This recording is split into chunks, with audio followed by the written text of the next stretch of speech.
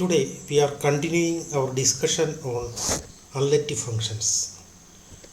In the last lecture we defined derivative of a complex function using the notion of limits. That concept leads to a special class of functions known as analytic functions or holomorphic functions. We have already proved that constant functions are analytic functions. Moreover, we proved that the identity function f of z is equal to z is analytic. In this lecture, we prove that polynomial functions are analytic functions. There are many ways to prove this. One illuminating way is to show that complex linear combinations of analytic functions are analytic and product of analytic functions are analytic. We will finish this lecture by giving three different proofs of the chain rule. Let me introduce this space H of G. Let G be an open subset of C. This space Hg is defined as the set of all analytic functions defined on the open set G. In the last class, we proved that constant functions are analytic functions. Therefore, the space H of G is non-empty. If G is equal to C, then this space is called the space of entire functions. We can define mainly four algebraic operations on the space H of G. Let F and G be two elements in H of G and C is an element in C. Then the sum or pointwise addition of F and G is defined as F plus G of Z is equal to Fz plus Gz for all Z in G. Scalar multiplication is defined as Cf of Z is equal to C into Fz for all Z in G. Multiplication or pointwise multiplication is defined as Fg of Z is equal to Fz into Gz for all Z in G. The quotient of the functions f and g is defined as f by g of z is equal to fz by gz provided gz is not equal to 0 for all z in G. Next, we will prove that the space Hg is closed with respect to scalar multiplication, addition, multiplication and division. Let us prove each item one by one. Items A and B tells us that the space H of G is a vector space, and items B and C tells us that the space H of G is a ring. That means the space H of G has a vector space structure as well as a ring structure. Let us go to the first theorem. Let G be an open subset of C. If F is in Hg and C is in C, then the function Cf is in Hg and the derivative of Cf is C times the derivative of F. This theorem states that if G is an open subset of C and if F is an analytic function defined on G, then the function Cf is also analytic and the derivative of Cf is C times the derivative of F. The proof of this theorem is quite simple. Let H is equal to Cf. Fix A in G. Then for every z in G, we have h of z minus h of a is equal to c times f of z minus c times f of a. Here h is equal to cf, therefore h of z is equal to c times f of z, and h of a is equal to c times f of a.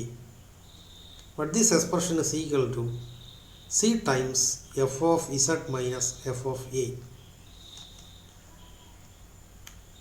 Hence for every z not equal to a, we have h of z minus h of a divided by z minus a is equal to c times f of z minus f of a divided by z minus a.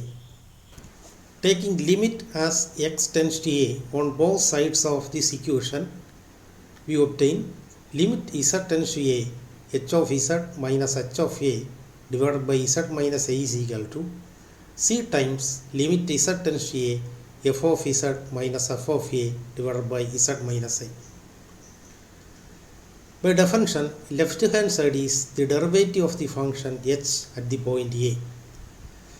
Since the function is analytic, the limit of this quotient exists and is equal to f prime a. So we get h prime a is equal to c into f prime a. Here a is an arbitrary point in the domain G. So h prime of z is equal to c times f prime of z for all z in G. In other words, cf prime of z is equal to c into f prime z for all z in G. Since the function f is analytic, f prime is continuous. That means the function c f prime is also continuous, and this means that the function cf is in Hg. That means that Hg is closed with respect to scalar multiplication. Next theorem states that the space h of G is closed with respect to addition. Let G be an open subset of C. If f and G are in Hg, then f plus G is also in Hg, and the derivative of f plus G is equal to derivative of f plus derivative of G. Let us go to the proof of this theorem. Let h is equal to f plus G. Take an arbitrary element a in G. Then for every z a in G, we have h of z minus h of a is equal to, but h of z is equal to fz plus g of z. That is f of z plus g of z minus h of a is f of a plus g of a. So this expression can be written as f of z minus f of a plus g of z minus g of a. And for every z not equal to a, we have h of z minus h of a divided by z minus a is equal to f of z minus f of a divided by z minus a plus g of z minus g of a divided by z minus a. Here the functions f and g are differentiable at the point a. So the limit of the quotient f of z minus f of a divided by z minus a exists, and the limit of this quotient is equal to f prime a. Similarly, the limit of this quotient is equal to g prime a. So taking limit as z tends to a on both sides of this equation, we obtain limit z tends to a h of z minus h of a divided by z minus a is equal to limit of this is equal to f prime a, and limit of the second term is g prime of a. Since f and g are differentiable functions, f dash a and g dash a exist, and this means that the limit of this quotient exists. That means the function g is differentiable at the point a, and h prime a is equal to f prime of a plus g prime of a. Here a is an arbitrary element in the domain G. Therefore, h prime of z is f plus g prime of z is equal to f prime of z plus g prime of z for all z in G. And since f and g are analytic, f prime and g prime are continuous, and this means that f plus g prime is continuous. Hence f plus g is analytic, that is f plus g is in the space H of G. Next theorem states that the space H of G is closed under multiplication. Let G be an open subset of C. If f and g are in Hg, then the product Fg is also in Hg. Moreover, derivative of Fg is equal to f times derivative of g plus g times derivative of f. To prove this theorem, take h is equal to f times g, and here a is an arbitrary element in G. Then for every z in G, we have h of z minus h of a is equal to, here hz is equal to f times g, so h of z can be written as f of z into g of z minus, and h of a is same as f of a into g of a. And this expression can be written as f of z into g of z minus f of z into g of a plus f of z into g of a. These two terms will cancel. Minus f of a into g of a. From the first two terms, we can take fz as common factor. So we can write f of z into g of z minus g of a. From this third and fourth terms, we can take fa as ga as common factor. So this is equal to g of a into f of z minus f of a. Then for every z not equal to a in G, we have h of z minus h of a divided by z minus a is equal to f of z times g of z minus g of a divided by z minus a plus g of a times f of z minus f of a divided by z minus a.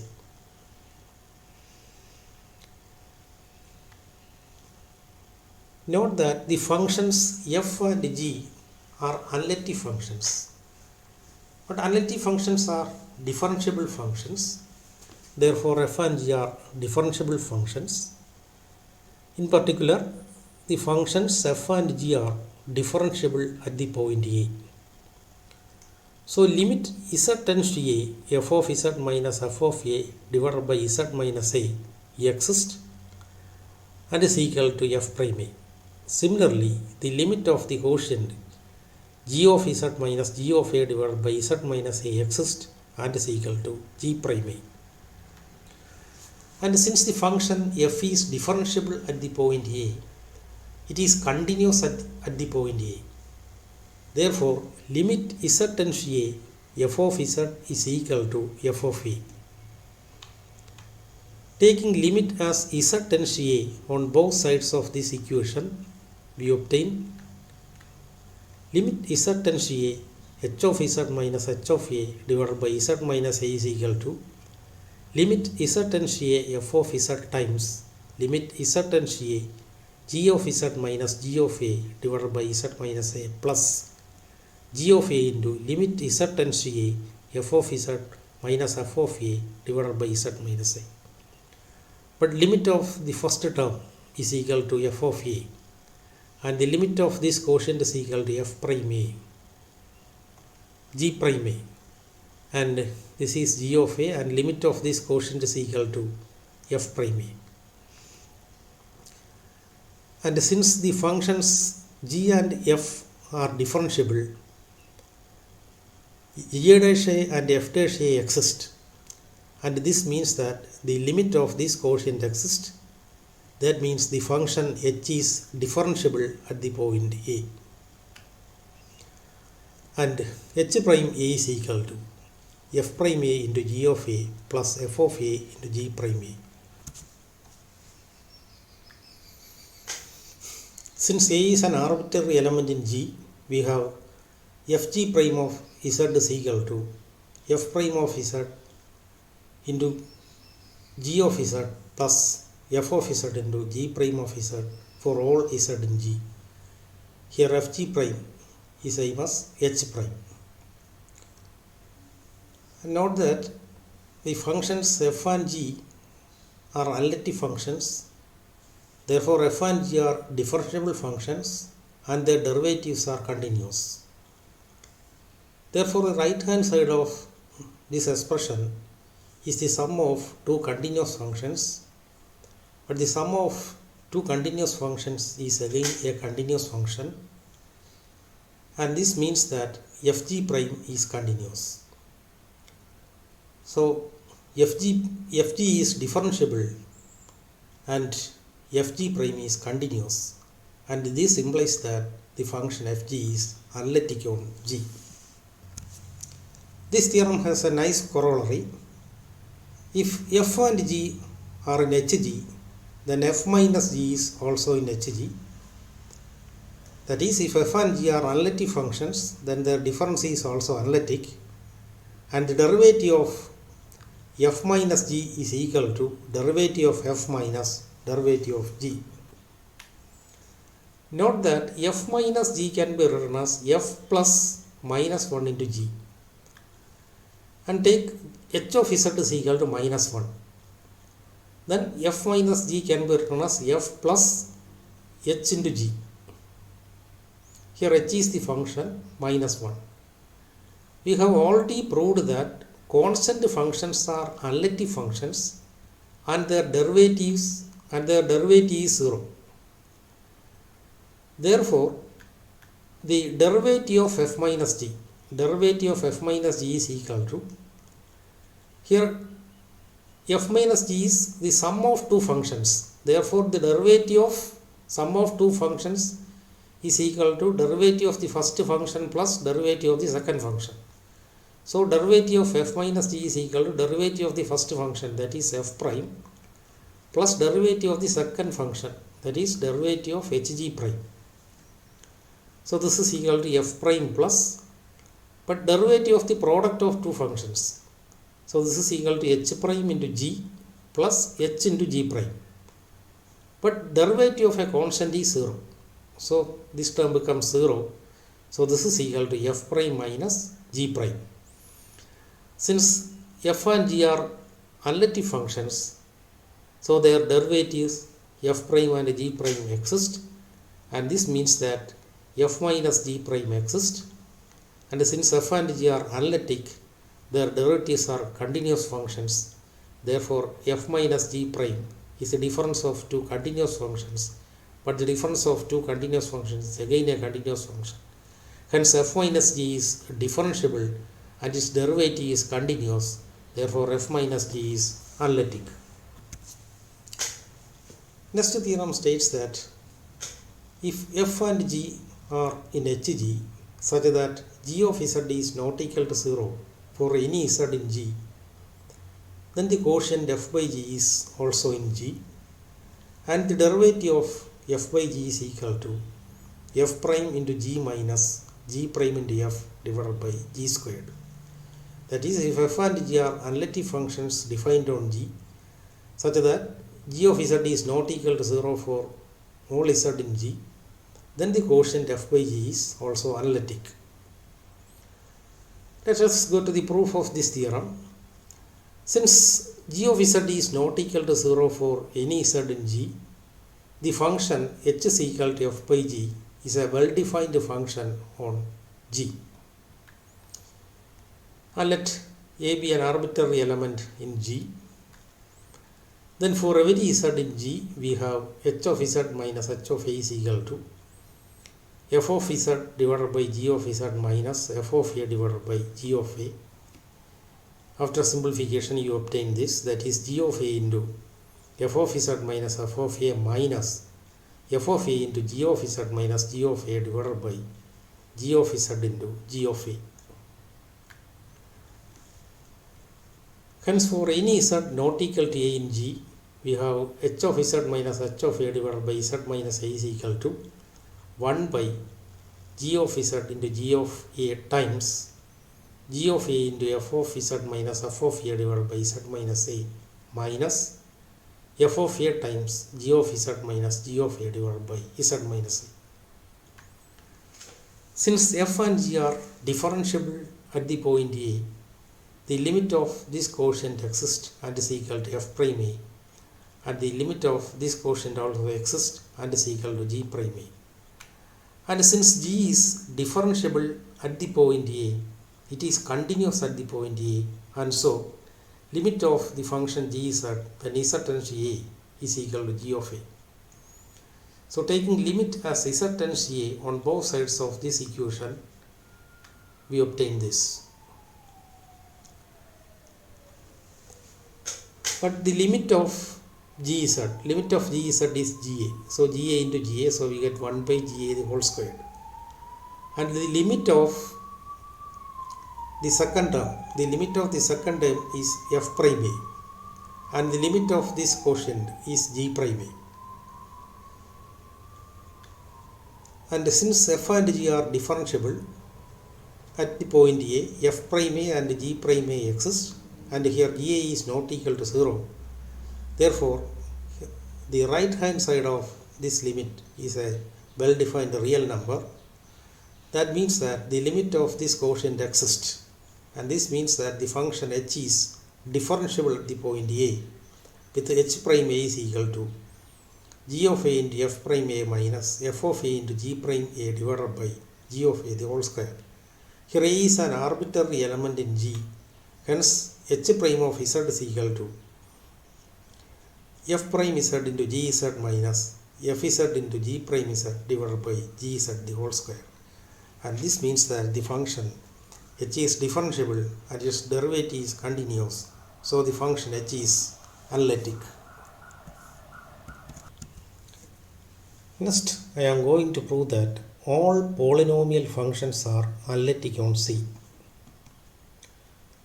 Now consider a polynomial of degree n. Let f of z is equal to an z to the power n plus an minus 1 z to the power n minus 1 plus etc. plus a1 z plus a0 be a polynomial of degree n. Here a0, a1, an minus 1, an are complex numbers.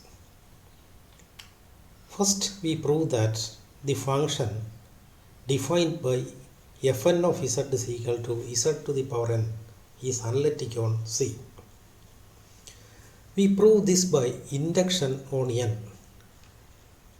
Now consider the function f1 of z is equal to z. We have already proved that identity function f of z is equal to z is analytic and its derivative is 1. So the function f1 of z is equal to z is analytic on C and its derivative is 1. Now we define f2 of z is equal to z squared, but z is equal to the function f1 of z. Therefore, f2 of z can be written as f1 of z the whole squared. That is, f2 is the product of f1 and f1. But we know that product of two analytic functions is again analytic. Therefore, f2 is an analytic function on C. Moreover, its derivative is given by, here note that f2 is the product of f1 and f1, so its derivative is f1 prime into f1 plus f1 into f1 prime. But f1 prime is 1 and f1 is z, so this is equal to 2z. So the derivative of the function f2 is equal to z squared is 2z. And next, assume that the result is true for all natural numbers less than n. That is, the functions defined by fr of z is equal to z to the power r is analytic for all r less than n, and fr prime is equal to r into z to the power n minus 1.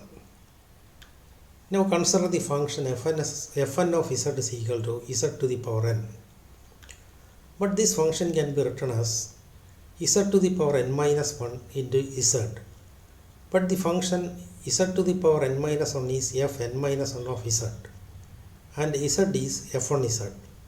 So fn is the product of two analytic functions fn minus 1 and f1. But product of two analytic functions is again an analytic function, so the function fn is analytic. Moreover, its derivative is given by fn prime is equal to fn minus 1 into f1 prime plus f1 into fn minus 1 prime. After simplification, you get n into z to the power n minus 1. Note that the function, the polynomial fz can be written as an into z to the power n. The function z to the power n is fn of z plus an minus 1 into z to the power n minus 1, that is same as an minus 1 into f of n minus 1 into z plus etc. a1 into f1 of z plus a naught. And note that fn is an analytic function. Therefore an into fn is also analytic. That is, the space Hg is closed under scalar multiplication. Therefore an into fn is analytic. Similarly, an minus 1 into fn minus 1 is analytic. a1 into f1 is analytic. But constant functions are analytic functions. Therefore f is the sum of n plus 1 analytic functions on C. Hence f is analytic on C, and its derivative is given by f prime is equal to an into fn prime plus an minus 1 into fn minus 1 prime plus etc. a1 into f1 prime. But this is equal to an into fn prime is n into z to the power n minus 1, and an minus 1 into fn minus 1 prime is n minus 1 into z to the power n minus 2 plus etc. And the derivative of the last term is a1 into 1. So this theorem has a corollary. Suppose pz and qz be two polynomials, then the function defined by r of z is equal to pz by qz is called a rational function. The rational function r of z is analytic on the complement of the zero set of q. Note that r of z is the quotient of two polynomials. By the previous theorem, polynomial functions are analytic functions. Therefore, pz and qz are analytic functions, but their quotient is analytic provided qz is not equal to 0. So, the rational function r of z is equal to pz by qz is analytic on the complement of the zero set of q. Next, I am going to discuss an important theorem in this unit called chain rule. Chain rule states that let G and omega be two open subsets of C. Let f be an analytic function on G and G is an analytic function on omega, and assume that f of G is contained in omega. That is, f of G is the image of G under the function f, which is contained in omega. Then the composite map, that is G composition f, is analytic on G, and its derivative is given by derivative of G composition f is equal to G prime of fz into f prime z for all z in G. Here G is an open subset of C, and omega is also an open subset of C, and here f is an analytic function defined on G, and assume that the image of this G under the function f is contained in omega, and G is an analytic function defined on omega. Then G composition f is a function defined from G to C. We want to show that the function G composition f is analytic on the domain G. We prove this theorem using sequence criteria for the derivative. First, recall sequence criteria for the derivative. Let G be an open subset of C and f is a function defined from G to C. Then the function f is differentiable at the point A in G if and only if for any sequence Zn in G minus A such that Zn converges to A, we have the limit of this sequence exists. Let us go to the proof of chain rule. Fix an element Z0 in G. Here Z0 is an element in the domain G. And since G is open, every point in G is the center of some open ball. So since G is open, we can find an open disk B Z0 R such that the open ball with the center Z0 and radius R is contained in G.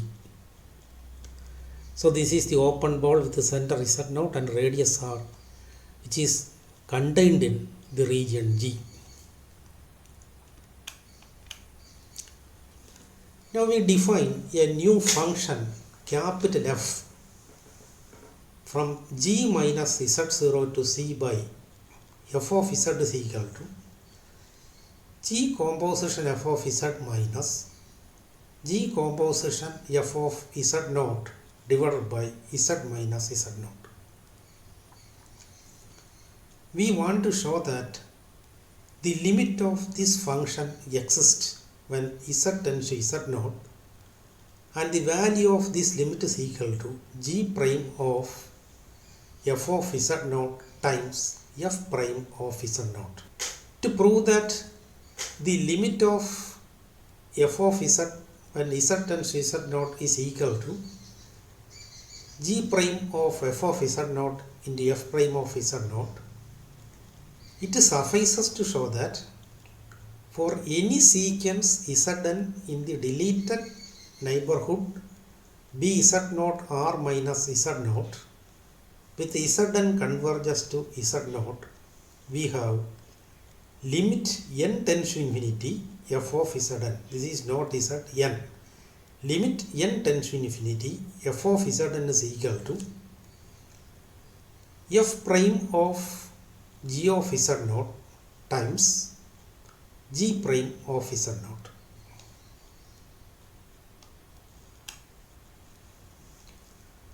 And this is the open ball with the center Z0 and radius R.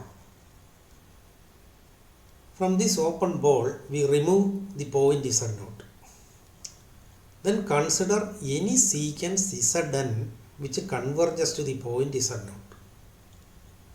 Here Zn is a sequence in the deleted neighborhood of Bz0 R such that Zn converges to Z0.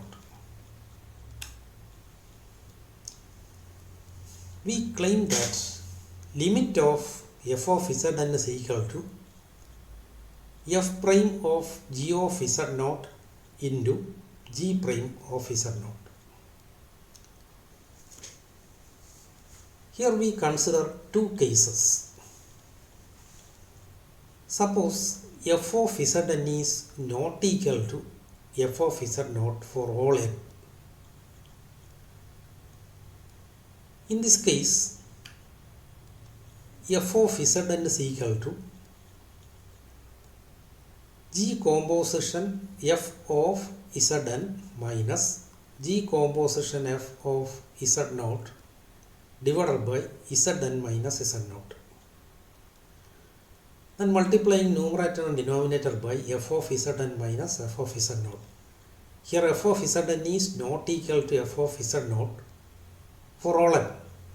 Therefore, the difference f of zn minus f of z naught is not equal to 0.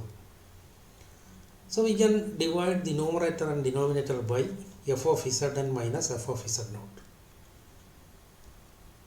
So f of zn is equal to this.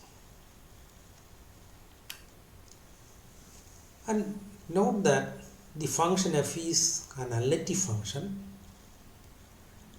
Analytic functions are differentiable functions, but differentiable functions are continuous functions. In particular, the function f is continuous at the point z naught. So by the sequential continuity, that is, whenever the sequence zn converges to z naught, the image sequence converges to f of z naught. So since the function f is continuous, limit of f of zn is equal to f of z naught. Now consider this quotient, that is g of f of zn minus g of f of z naught divided by f of zn minus f of z naught. That is this term.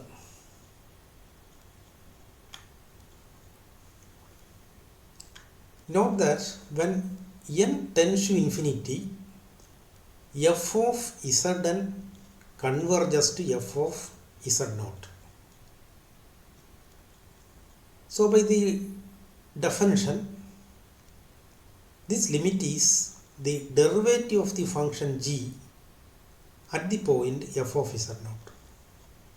So limit n tends to infinity, g of f of zn minus g of f of z naught divided by f of zn minus f of z naught is the derivative of the function g at the point f of z naught.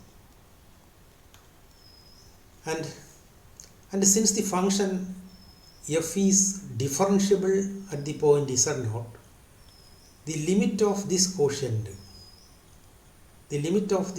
is equal to the derivative of the function at the point z naught.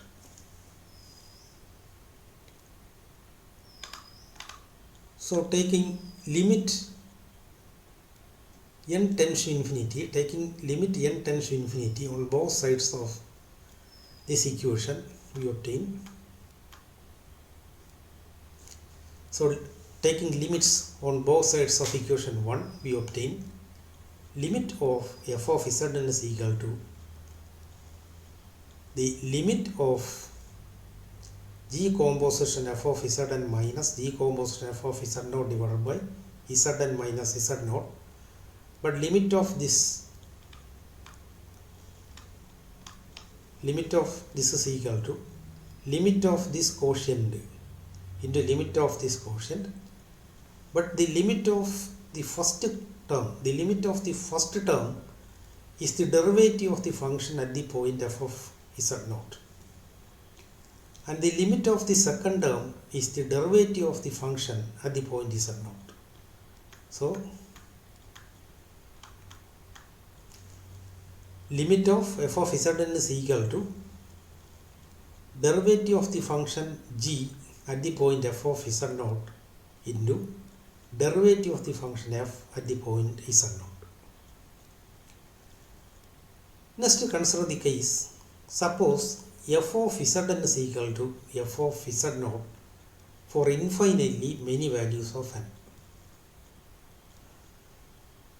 In this case, we can define two subsequences of the sequence zn.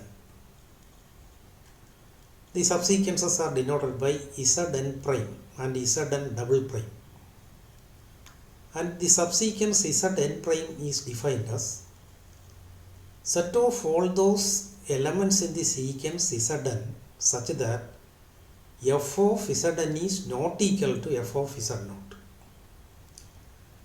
and zn double prime is defined as set of all those elements in the sequence such that f of zn is equal to f of z naught. then the secant Zn is the union of the subsequences Zn prime and Zn double prime. Therefore f of Zn, if f of Zn is not equal to f of Z0, then f of Zn is equal to, by definition, f of Zn prime. If f of Zn is equal to f of Z0, then by this definition f of Zn is equal to f of Zn double prime. This is the open ball with the center Z0 and radius r, and this is the point f of Z0, that is the image of the point Z0 under the function f, and this is a sequence which converges to the point Z0. We split the sequence Zn into two subsequences. First is the set of all elements in the sequence Zn such that f of Zn is equal to f of Z0, and second is the set of all those elements in the sequence such that f of Zn is not equal to f of Z0. And assume that the elements, that is elements represented by the sequence, that is the blue dots, are mapped onto f of Z0, and the green dots are the complement of that, and these green dots are not mapped onto f of Z0. So this sequence is the union of two subsequences. One is represented by blue dots and the second is represented by green dots. Here the blue dots are mapped onto f of Z0 and the green dots are not mapped onto f of Z0. So Zn is the union of two subsequences. One is Zn and the second is Zn double prime.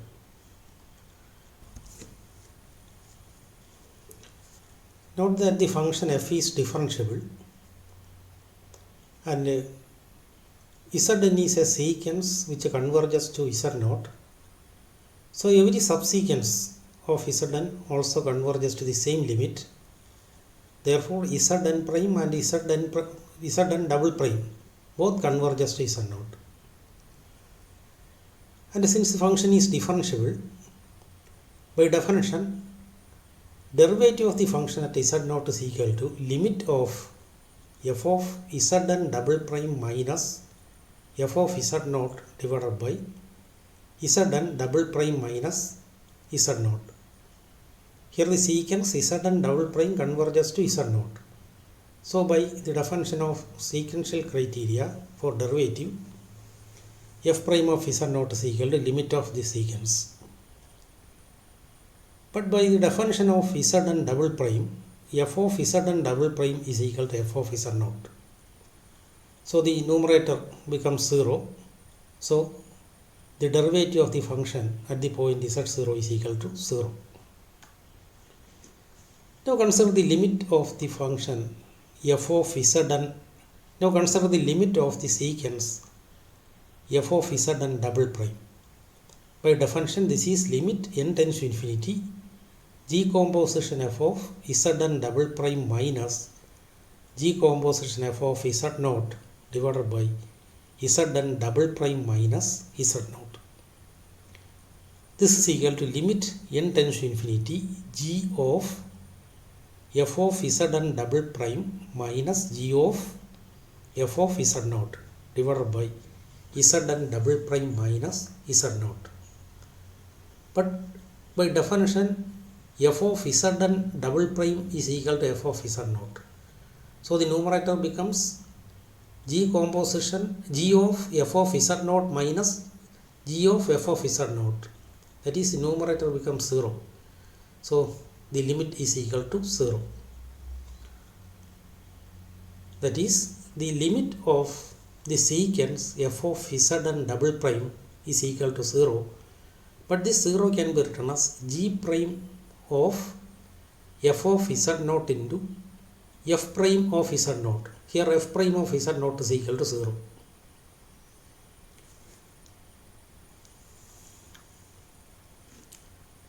Now consider the limit of the secants f of Zn prime.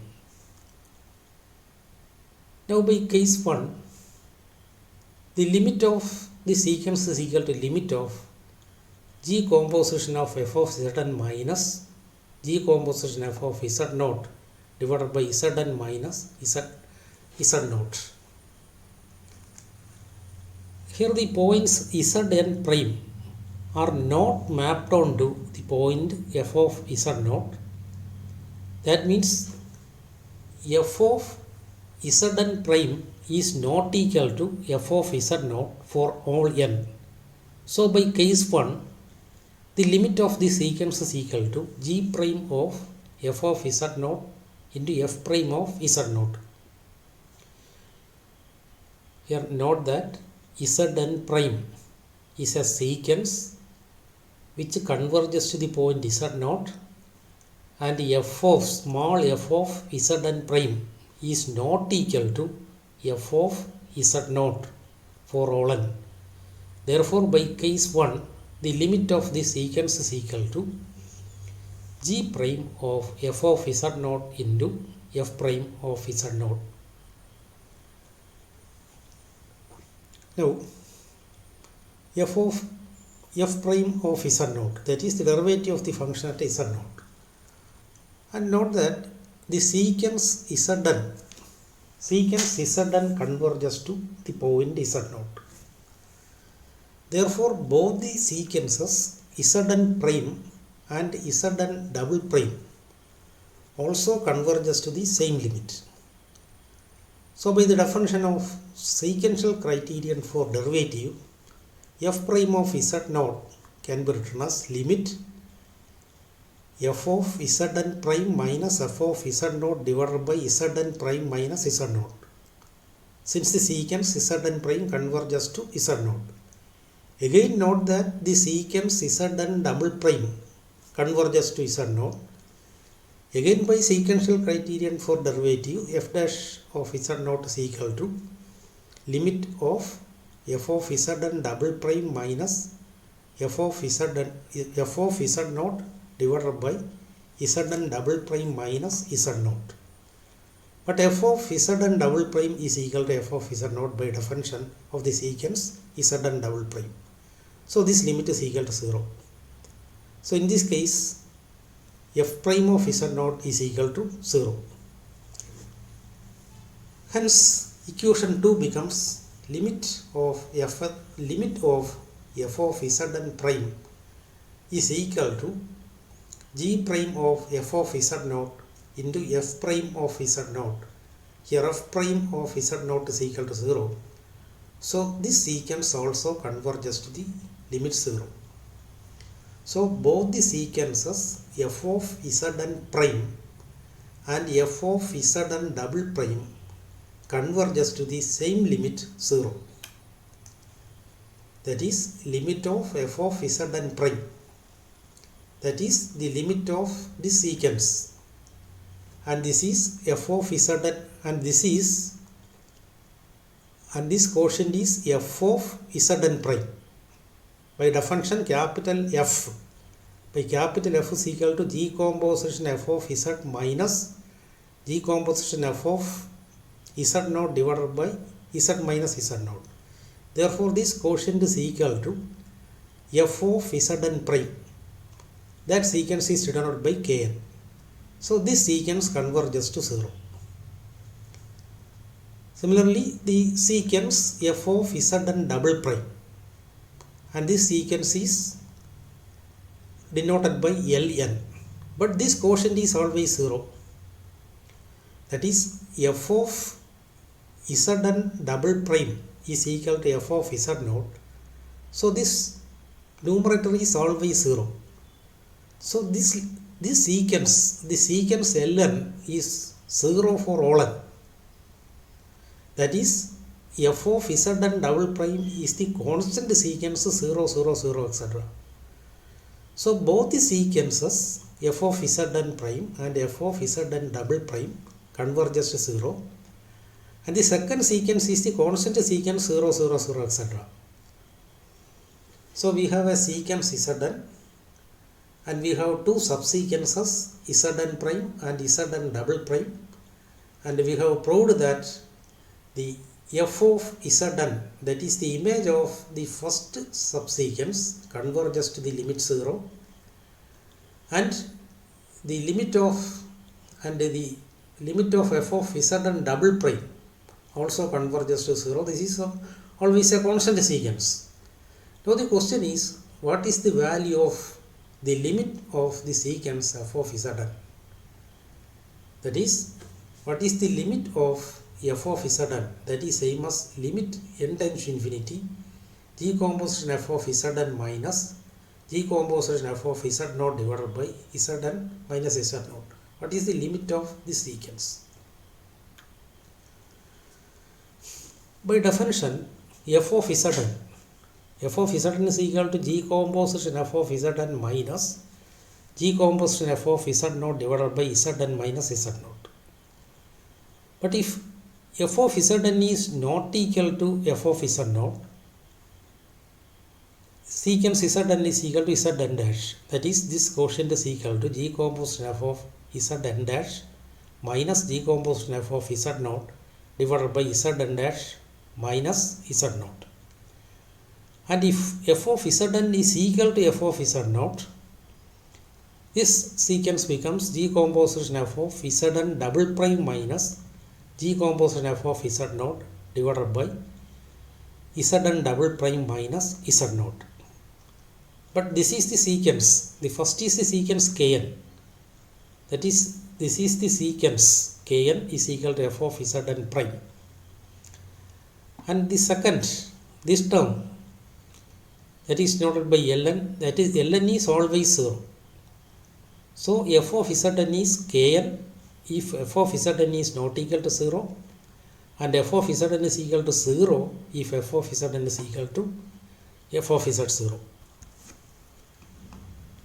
Since the sequence f of Zn prime converges to 0, by definition, given epsilon greater than 0, we can find a positive integer m such that modulus of f of Zn prime minus 0 is less than epsilon for all n greater than or equal to m.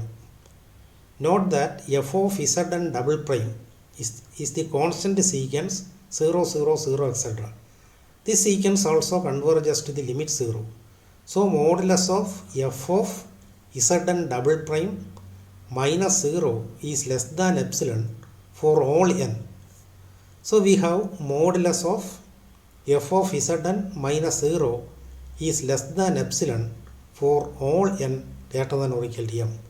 And this means that the sequence f of Zn converges to the limit 0.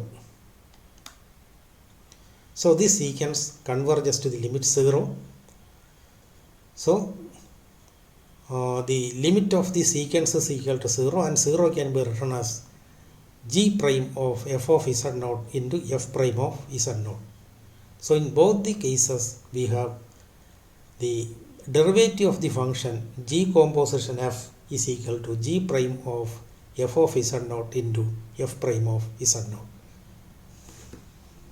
Z0 is an arbitrary but fixed element in G. Hence the function g composition f is differentiable at each point in the domain G. Hence the function g composition f is differentiable and its derivative is equal to g prime of fz into f prime of z. And since f and g are analytic functions, so their derivatives f prime and g prime are continuous, and that means that g composition f prime is also continuous. So the function g composition f is an analytic function defined on the set G. Next I am going to present an alternate proof of the chain rule. Recall the statement of the chain rule. Here G is an open subset of C and omega is also an open subset of C, and f is an analytic function defined on G such that the image of G under the function f is contained in omega, and G is an analytic function defined on omega.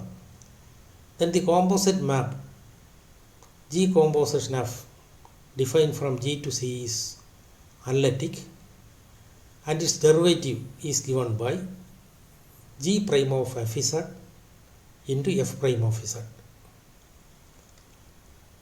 So to prove this theorem, take an arbitrary but fixed element A in G and assume that B is the image of the point A under the function F.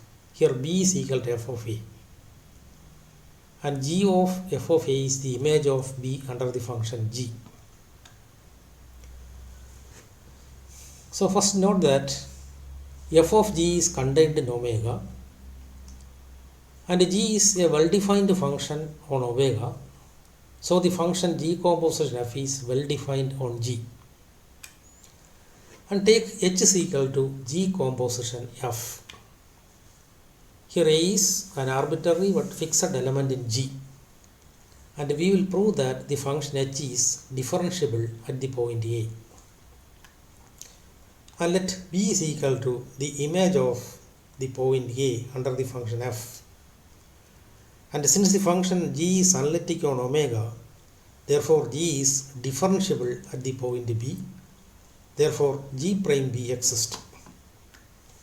And define a new function G0 on omega by G0 of Z is equal to G of Z minus G of B divided by Z minus B if Z is not equal to B, and G prime of B if Z is equal to B. So this is a well-defined function on omega. From this definition, we have Gz minus G of B is equal to Z minus B into G0 of Z for all Z in omega minus B. Now for Z is equal to B, we have G of Z minus G of B. But G of Z is G of B. That is, when Z is equal to B, G of Z is G of B. Then minus G of B is equal to 0. And Z minus B into G0 of Z. That is, when Z is equal to B, this term becomes B minus B into G0 of B. This is also true. Hence, for Z is equal to B, we have Gz minus Gb is equal to 0 is equal to Z minus B into G0 of B. So this equation is also true when Z is equal to B. Hence we have Gz minus G of B is equal to Z minus B into G0 of Z for all Z in omega. And this is equation number 4. We claim that the function G0 is continuous at the point B. Note that the limit of the function G0 when Z tends to B is given by limit Z tends to B. By definition, G0 of Z is G of Z minus G of B divided by Z minus B. And since G is a differentiable function, this limit is equal to G prime of B. But by definition of G0, G0 of Z, G0 of Z is G prime of B if Z is equal to B. Therefore, G prime of B is equal to G0 of B. Hence, limit of the function G0 of Z when Z tends to B is equal to G0 of B, and this shows that the function G0 is continuous at the point B. Hence, for every Z in G, we have H of Z minus H of A, but H is G composition F. So this is equal to G of F of Z minus G of F of A. But this is equal to G of F of Z minus, but F of A is taken as B, so this is G of B. So this is G of F of Z minus G of B. Look at equation number 4. Equation number 4 is G of Z minus G of B is equal to Z minus B into G0 of Z. So we can write this as F of Z minus B into G0 of F of Z. Hence, for each Z not equal to A, we have H of Z minus H of A divided by Z minus A is equal to but h of z minus h of a is f of z minus h of z minus h of a is f of z minus b into g0 of z. So this divided by z minus a, and this can be written as f of z minus, but b is equal to f of a divided by z minus a into g0 of f of z. And note that the limit of the function f of z minus f of a divided by z minus a is f prime a, since the function f is differentiable. And also note that the function g0 is continuous at b. Therefore, here f is a differentiable function, therefore it is continuous, and g0 is again a continuous function.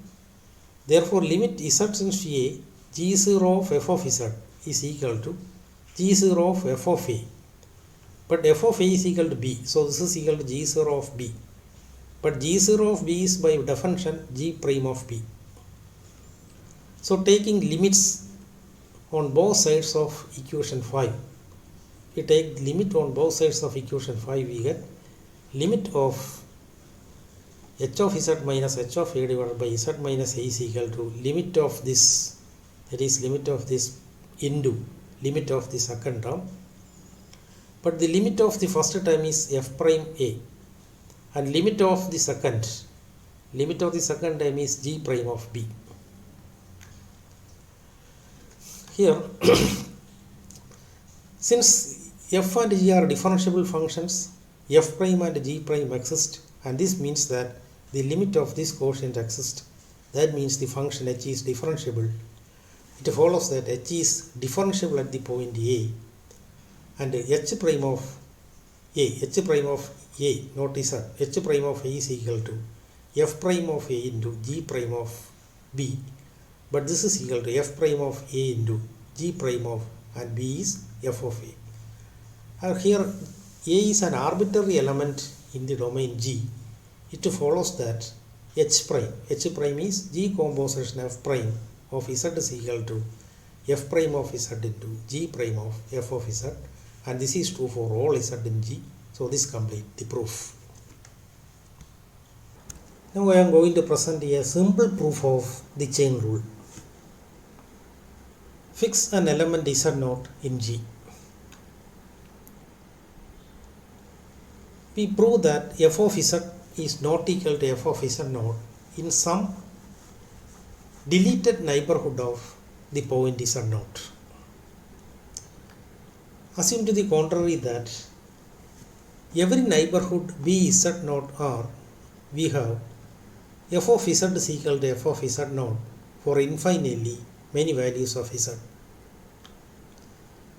And this implies that z0 is a limit point of the set of all z in G, such that f of z is equal to f of z0. Recall identity theorem. Identity theorem states that if f and g are any two analytic functions, then f is identically equal to g if and only if the set of all z in G such that f z is equal to g z has a limit point in G. I have already stated this theorem in the previous class. Here note that z0 is a limit point of this set. So by identity theorem, f z is equal to f of z0 for all z in G, and this implies that the function f is a constant. If f is a constant, then the chain rule is trivial. So assume that f is a non-constant analytic function. So if f is a non-constant analytic function, then there exists we can find a neighborhood such that f of z is not equal to f of z0 in some neighborhood excluding z0. We want to prove that the function G composition f is differentiable at the point z0. Now consider the limit z tends to z0, G composition f of z minus G composition f of z0 divided by z minus z0. So this limit is equal to limit z tends to z naught g of fz minus g of f of z naught divided by z minus z naught. Since f of z is not equal to f of z naught in some neighborhood excluding z naught, f of z minus f of z naught is not equal to 0 in that neighborhood.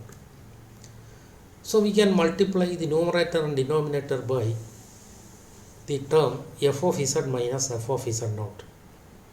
So this limit can be written in this fashion. Again, note that the function f is a continuous function. Therefore, when z tends to z naught, the function f of z tends to f of z naught. Therefore, the limit of the first term becomes derivative of the function g at the point f of z naught. And the limit of the second term is the derivative of the function at z naught. So the limit of this quotient is equal to g prime of f of z naught into f prime of z naught. Here z naught is an arbitrary point in G. So the function G composition f is differentiable on G. And this means that the function G composition f is analytic on G and its derivative is G prime of f of z into f prime of z. Recall chain rule in the real settings. Let f be defined from the open interval ab to r and g be defined from the open interval cd to r be differentiable functions, and suppose that the image of the interval ab under the function f is contained in the open interval cd. Then the function g composition f is differentiable on the interval ab and its derivative is given by this formula. Many calculus books present the proof of chain rule in the following fashion. Fix x naught in the interval ab. Now the derivative of the function g composition f at x naught is equal to limit x tends to x naught g composition f of x minus g composition f of x naught divided by x minus x naught. This is equal to limit x tends to x naught g of f of x minus g of f of x naught divided by x minus x naught. This is equal to limit x tends to x naught g of fx minus g of f of x naught divided by fx minus f of x naught into f of x minus f of x naught divided by x minus x naught. But this is equal to limit of the first term into limit of second term, and limit of the first term is equal to the derivative of the function g at the point f of x naught, and the limit of the second term is the derivative of the function f at x naught. Now the question is why this proof is technically incorrect. If f is a complex differentiable function at a point z naught, then we can find a neighborhood bz naught r of z naught such that f of z minus f of z is not equal to 0 for all z in the deleted neighborhood of the point z naught. So in the real case, no such theorem exists.